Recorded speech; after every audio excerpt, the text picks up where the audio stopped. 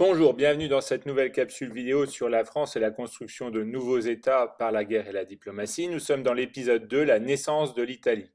Grand 2, la France contribue à l'unification de la péninsule italienne et grand A, le royaume du Piémont-Sardaigne se veut être au cœur de l'unification de la péninsule.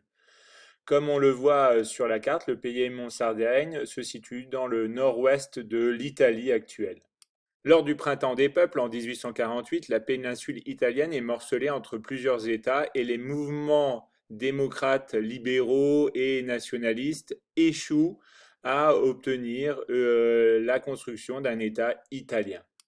La péninsule est donc morcelée entre plusieurs États monarchiques la plupart du temps. C'est le roi du Piémont-Sardaigne, Victor Emmanuel II, qui va se lancer dans la construction de l'unification, car c'est le seul à respecter une politique libérale. Donc Victor Emmanuel II ici.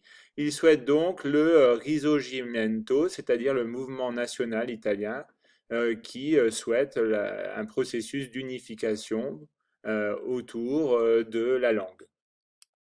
Il charge son premier ministre, son premier ministre Cavour de construire cette unification et Cavour choisit d'abord de faire entrer le royaume du Piémont-Sardaigne dans l'alliance aux côtés de la France et l'Angleterre dans la guerre de Crimée qui les oppose donc à l'Empire russe. Il parvient à faire par cette alliance de l'unité italienne une question européenne. Napoléon III soutient l'unification dans un premier temps. En effet, donc le Piémont-Sardaigne recherche l'alliance avec la France, mais n'y parvient pas immédiatement. En effet, Napoléon III est d'abord réticent. Mais l'attentat d'Orsini, c'est un jeune nationaliste italien qui va donc tenter d'assassiner Napoléon III, à qui il reproche ses revirements dans son soutien au Risorgimento.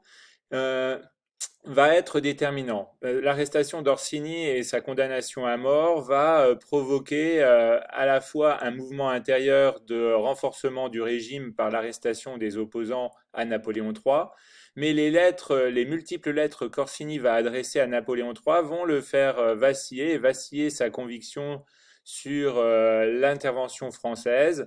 Napoléon III va décider d'envoyer des troupes pour soutenir les efforts du Piémont-Sardaigne dans son projet d'unification. La contrepartie du soutien français sera territoriale, c'est-à-dire que le Piémont-Sardaigne s'engage à donner à la France la Savoie et le comté de Nice en contrepartie de son soutien dans l'unification de l'Italie. L'unification va se faire malgré l'opposition française dans un second temps. En effet, l'intervention française permet au Piémont-Sardaigne de battre l'Autriche et de récupérer les territoires autrichiens du nord de la future Italie. Mais aussi, la difficulté vient ensuite de la question des États pontificaux. En effet, Victor Emmanuel II soutient Garibaldi, un nationaliste italien qui va, avec ses chemises rouges, conquérir la Sicile, puis Naples, et va pousser les régions du Sud à voter à leur tour pour le rattachement au Piémont-Sardaigne. On le voit sur la carte, après ce rattachement des États du Sud et progressivement le rattachement des États du Centre, il ne reste plus que les États pontificaux à résister au processus d'unification. En 1861, Victor Emmanuel II est proclamé roi d'Italie. Mais les partisans du pape, dont Napoléon III, craignent que Victor Emmanuel II n'envahisse les territoires pontificaux.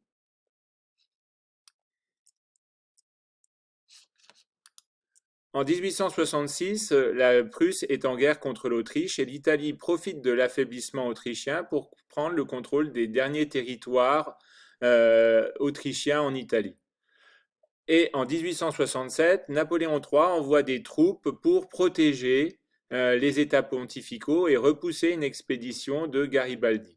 L'empereur veut faire respecter l'indépendance des États pontificaux pour ménager l'opinion publique française et notamment les catholiques dont il a besoin du soutien pour maintenir l'empire. Mais en 1870, l'entrée en guerre de la France contre la Prusse oblige Napoléon III à rappeler ses soldats des États pontificaux et l'armée italienne en profite pour occuper Rome, qui devient la capitale du royaume en 1871. Il ne reste aux Italiens que les terres irrédentes, le Trentin et l'Istrie et la Dalmatie qui se trouvent sur la côte ouest, sud-ouest de l'Empire d'Autriche-Hongrie, qui seront les revendications du XXe siècle. En 1871, l'unification de l'Italie est donc parachevée. Comment naît l'Italie et quel est le rôle de la France?